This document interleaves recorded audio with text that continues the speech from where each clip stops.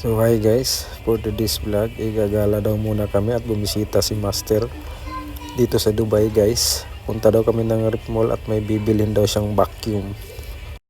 Yan po si Master, nasa likod ko yung nakaitim na walang liig guys. Ang pinsan ko sa asawa ko guys, yan.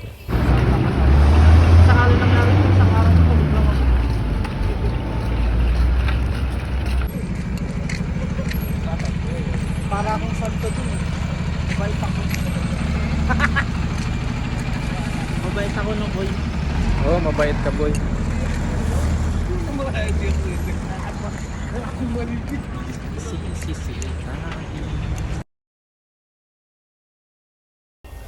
So ayan guys, nakarating na kami sa loob ng Rip Mall guys. Papunta kami nito sa Nesto guys. At yung Master ko ay bibili daw ng vacuum niya guys para sa bahay niya. Kadalakan boy, may video. Nesto. Yan. So guys, habang naglalakad kami dyan guys, sabi ng Master, nagugutom daw siya at hahanap daw kami ng kainan sa labas guys. At itong Bonemax nga daw ang napili ng kainan namin guys. So yun guys, halatang gutom na si Master at ang bilis niyang pumasok sa elevator guys. So M floor pala guys yung sa Home Court Restaurant dito guys. At ito na nga guys, tara guys, at papasok na tayo at gutom na tayo guys. So ayan guys, yan yung menu nila guys. Tingnan nyo naman, sulit naman sa bulsa guys.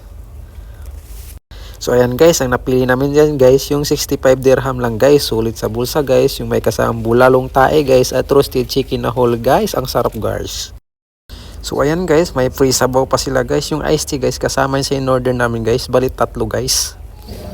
So ayan guys, ito nga yung loob ng restaurant nila guys. Wala pang masyadong tao yan guys.